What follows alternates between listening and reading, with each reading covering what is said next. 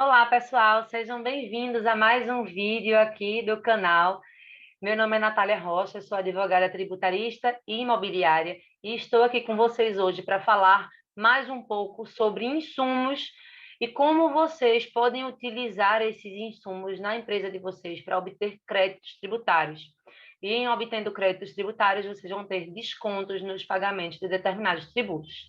Fiquem aqui nesse vídeo que vocês vão entender como funciona e de onde surgiu essa legislação que dá direito a esses créditos tributários.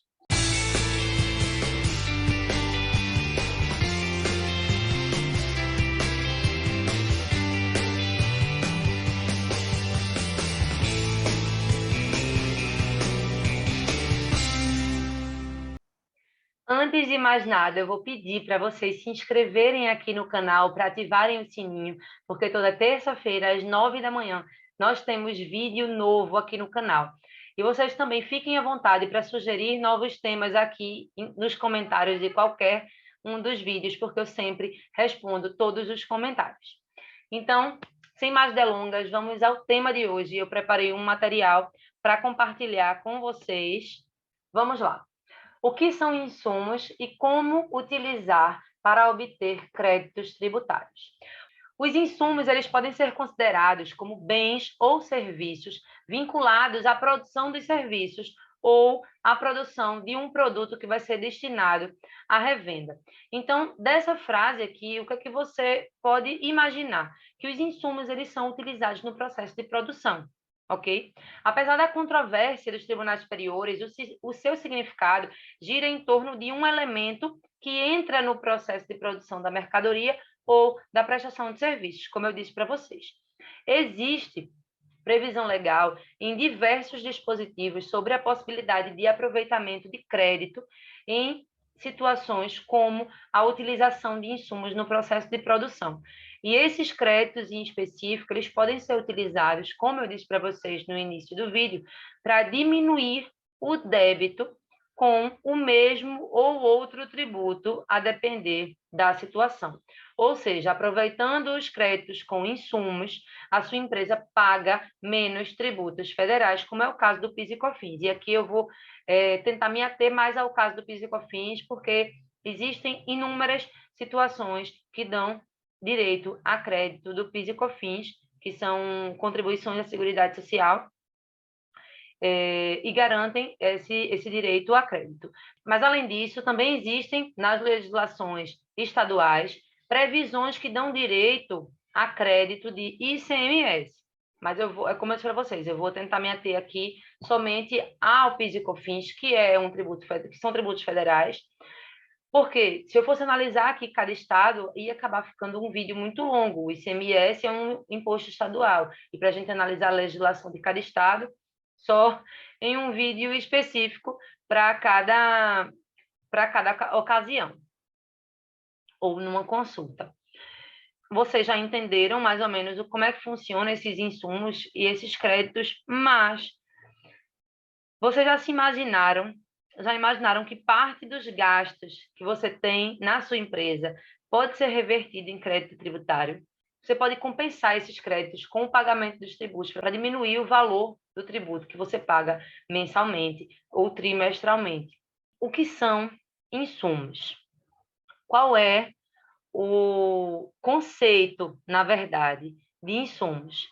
Os insumos, eles são materiais utilizados diretamente na produção e eles são considerados também imprescindíveis. Por exemplo, embalagens, tintas, rótulos, tudo que é utilizado para a produção de um determinado serviço ou para a produção de um determinado produto que vai ser destinado à revenda. Como surgiu essa questão da geração de crédito? Tudo começou com as empresas do lucro real. Por quê? Normalmente, as empresas do lucro real, elas tributam algumas contribuições, como é o caso do PIS e COFINS, e alguns impostos, como é o caso do ICMS, pelo regime não cumulativo. Isso significa que em cada cadeia produtiva vai se compensando o valor pago com tributos na cadeia anterior. Como é que isso significa? eu já tratei aqui com vocês, inclusive, sobre substituição tributária e falei um pouquinho sobre essa questão da compensação das cadeias. Mas, para exemplificar aqui para vocês, vamos supor que aqui exista uma indústria, certo? E da indústria vai para a fábrica, que vai para o distribuidor, que vai para o consumidor final.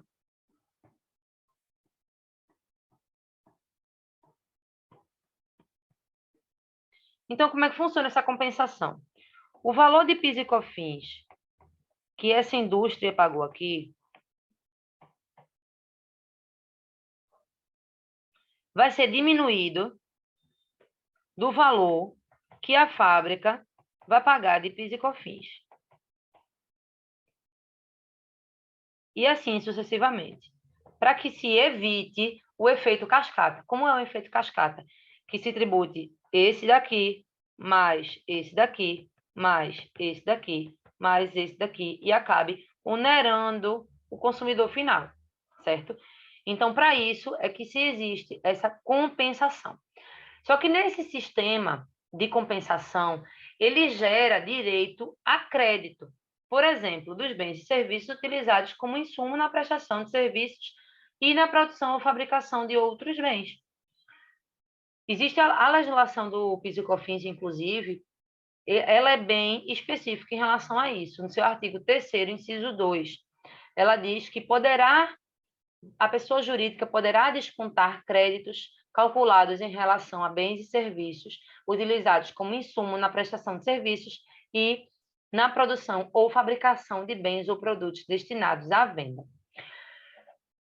Apesar de existir essa previsão legal, e é uma previsão legal, digamos, muito ampla, a Receita Federal restringe o aproveitamento desses créditos com insumos aos produtores de bens ou prestadores de serviço.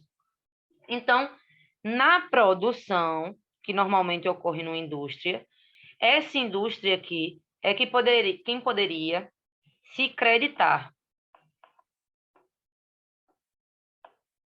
dos tributos que foram pagos nas cadeias seguintes, certo? O STJ, por exemplo, ele tratou como um conceito de insumo que deve ser auferido à luz dos critérios da essencialidade e relevância, ou seja, além de ser utilizado no processo produtivo, certo? No processo de produção dos serviços ou de outros produtos, é necessário o critério da essencialidade ou relevância. Então, vale dizer que esse insumo ele deve ser considerado imprescindível e sua importância ser extrema na produção do bem ou na produção ou na execução do serviço para o desenvolvimento da atividade econômica desempenhada pelo contribuinte, certo? Ou seja, a gente parte da ideia de que para aproveitar esses créditos com insumos de determinados bens ou serviços, a gente tem que observar a essencialidade ou a relevância e a importância que esse insumo tem para o desenvolvimento da atividade econômica, tá? Quais são os possíveis tipos de despesa que a gente dispõe aqui? Existem materiais que são utilizados no processo de produção ou na prestação de serviços que podem ser considerados como despesa, mas nem por isso existe previsão para que seja obtido crédito com essa despesa em específico, tá? Eu trouxe aqui para vocês 3 tipos mais comuns de despesa que a gente pode avaliar, que são os de uso e consumo. Os bens de uso e consumo, na verdade, eles são utilizados indiretamente.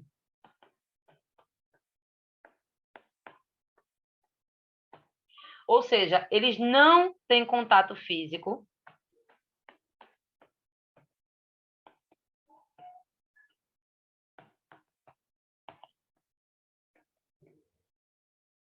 com o produto ou serviço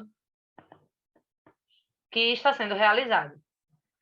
Ele apesar de ser utilizado na produção, eles são materiais que não agregam fisicamente aqueles produtos ou serviços que fazem parte da atividade principal da empresa, como, por exemplo, as atividades administrativas, comerciais e operacionais. Material para escritório, lâmpadas, cadeiras, isso tudo não pode ser utilizado como gerador de crédito a título de PIS e COFINS, certo? O posicionamento da Receita Federal nesse sentido sobre mercadorias destinadas para uso e consumo é que realmente não gera direito a crédito. Mas lógico que cabem interpretações, porque depende da situação. Principalmente se a gente observar, no caso do ICMS, que é um assunto muito amplo, né? Que cabe às legislações estaduais. Então, a gente tem que analisar ponto por ponto. Existem também os bens intermediários. Esses bens intermediários, eles são bens manufaturados ou matérias-primas empregados na produção de outros bens ou serviços, certo? Apesar deles não fazerem parte do processo de produção ou industrialização, não fazem parte desse processo,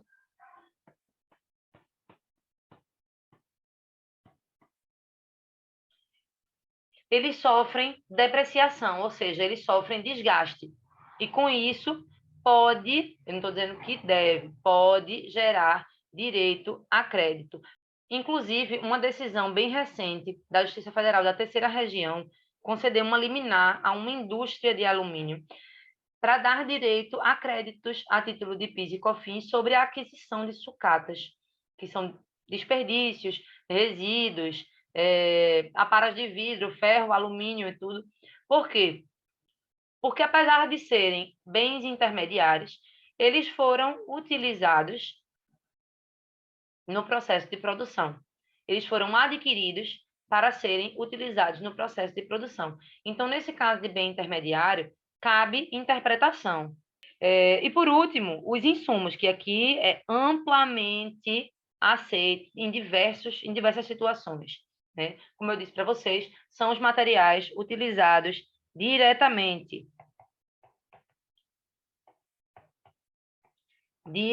para a produção de bens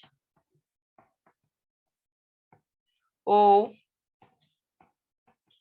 serviços.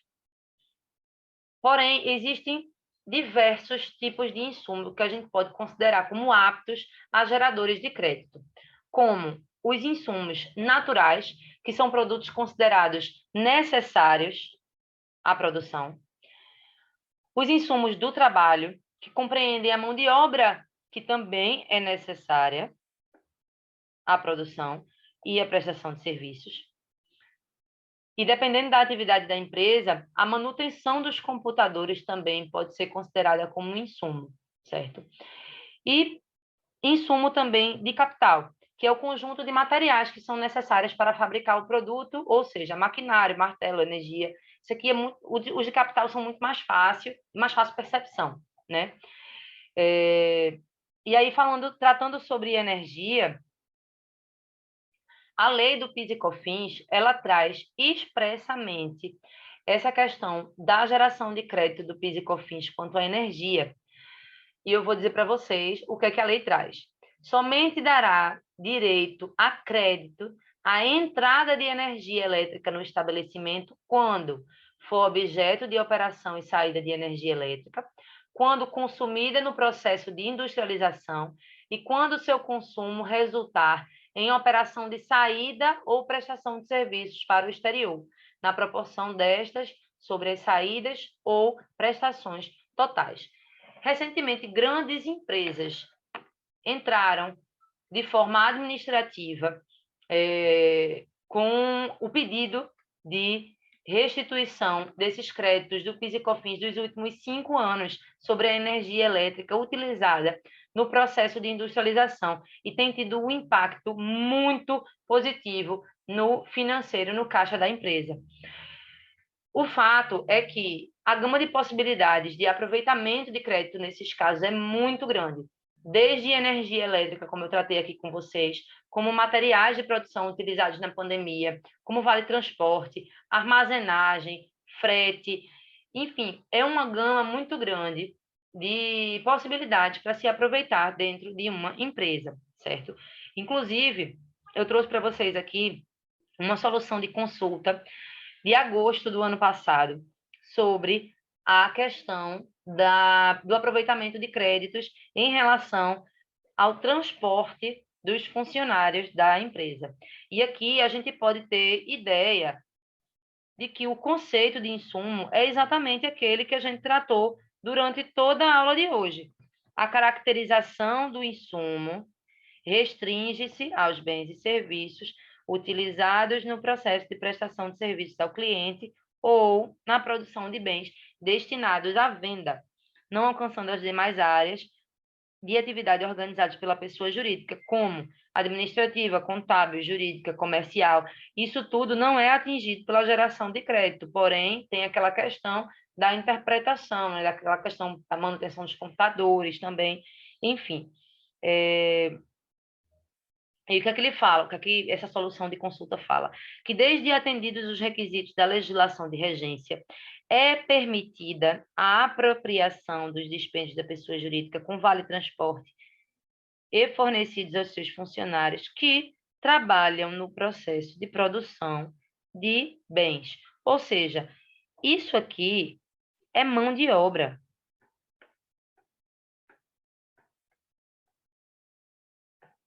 Mão de obra que é utilizada na produção de bens ou serviços. Então, por que esse vale transporte aqui não pode dar direito a crédito? Então, essa solução de consulta trouxe especificamente esse tema para que sanasse esse tipo de dúvida. Bem, vocês já devem ter entendido que a empresa que deseja obter créditos deve buscar a ajuda de um tributarista especializado para fazer uma análise minuciosa dos tributos que essa empresa paga e dessa atividade da empresa, bem como os objetos produzidos ou serviços desempenhados, para que se verifique se tem direito a crédito ou não. No vídeo de hoje eu falei mais um pouco com vocês sobre insumos, que já tratei em outra questão aqui, e também sobre créditos relacionados ao PIS e COFINS. Aqui eu deixo para vocês o QR Code da minha página no Instagram, para vocês posicionarem um celular aqui e conseguirem seguir o Instagram. Lá eu posto dicas quase que diárias, então por lá vocês também conseguem aproveitar boas dicas. Aqui no YouTube, lógico, são dicas mais complexas, dicas mais completas. Nós tratamos com excelência sobre o tema de hoje. Então, até a próxima aula.